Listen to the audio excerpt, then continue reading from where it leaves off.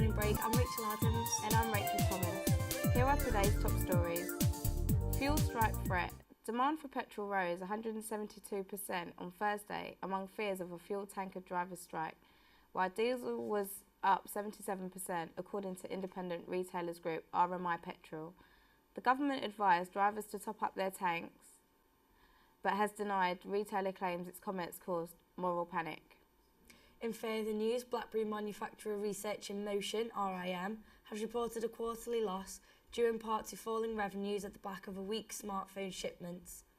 The Canadian business made a net loss for the 3 months of $125 million compared with a profit of $934 million a year earlier. The company also suggested it would refocus on the corporate market rather than on the individual consumers. It also announced the resignation of former co-chief executive Jim Balti. Chief Technology Officer David Jott will also be standing down. Tomorrow we'll be celebrating St Patrick's Day, and people from all over the world have come together to join in the festivities. We pass you over now to Shane reporting live from the streets of London. St Patrick is the patron saint of Ireland, and the 17th of March is the day that people all over the world celebrate him. From Chicago turning their river green to massive parades in Japan, people come out to enjoy the festivities of the day. Here in London, many people also celebrate this occasion.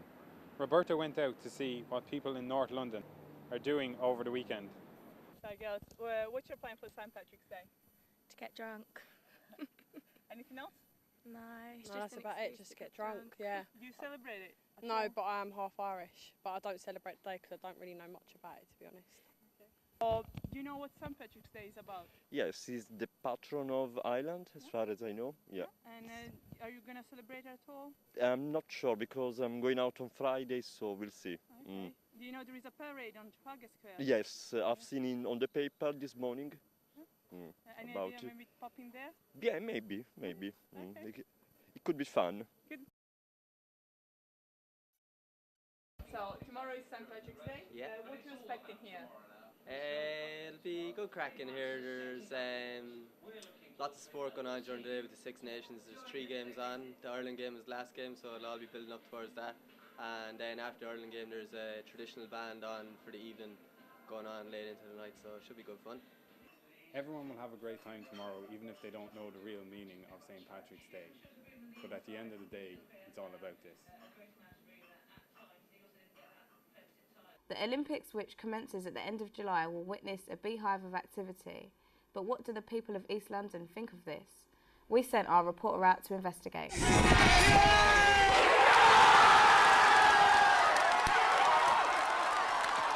In 2007, the decision was granted that London was to host the Olympics for 2012.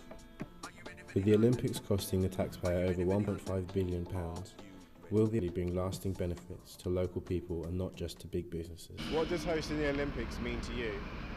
I was real proud when we won the Olympics because it's local and nothing really big ever really goes on around here. How do you see East London 10 years from now? Stratford is going to get expensive. It's going to be a difficult place to live in. I would say it would be a major tourist attraction, a big tourist attraction. And I think we can take the focus out of West London and bring it to East. The poor are just going to be poor whilst the richest gets richer. Arts London News wanted to investigate further by talking to Julian Chain, a campaigner and contributor of the Games Monitor website. Can you explain a bit about the Games Monitor website? I mean, we make no apologies. We are a critical website. We have very little time for the Olympics. We don't think it's a project that's of any great value, especially looking at it in terms of London. And so we regard ourselves as people who, well, we're a group that is debunking, as we put it, the myths of the Olympics. Have you and others that you know been affected by the regeneration plans? Yeah, well, I mean, I was living on the Olympic Park at a place called Clayton, an estate which was demolished to make way for the Olympics. So yes, I've been personally affected, and a friend who stays in the house, who lives in this house with me as well. It was a productive area, but now it's completely written off as being a rubbish tip, a wasteland, derelict. Mr. Higgins called it a scar. Jason Pryor was giving a talk, and he said, well, we couldn't have done this in West London because we would come up against too much opposition. You have to find a place where it can be done, and it can be done in East London. East London is an impoverished area, it doesn't have the same resistance. People are not involved in politics and so on in the same way as they are in other parts of London. What does hosting the Olympics mean to you? Hosting the Olympics, to my mind, just simply means handing over a large amount of money to the IOC to run an event for 3 or 4 weeks, which is of very little benefit to anybody. Things which are considered to be unsightly are boarded up and hidden away so that the visitors or the dignitaries who are going to come to these events don't see them. It's a process, sort of a kind of cleansing. Do you think local communities will benefit from the Olympics being held in Stratford? Well, no, I don't. You see, some people will benefit. Don't get me wrong. There will be benefits. The land will be transferred from one set of owners to another set of owners. So there will be people who will come in who will benefit. In the case of Barcelona, for example, one of the consequences of the Olympics was that the Docklands area of Barcelona was redeveloped, which meant the removal of 50,000 people and the creation of a new community or a new development in that space for another lot of people. How do you see East London 10 years from now? I think that the impact of the Olympics is going to be is not going to be very great in the long term.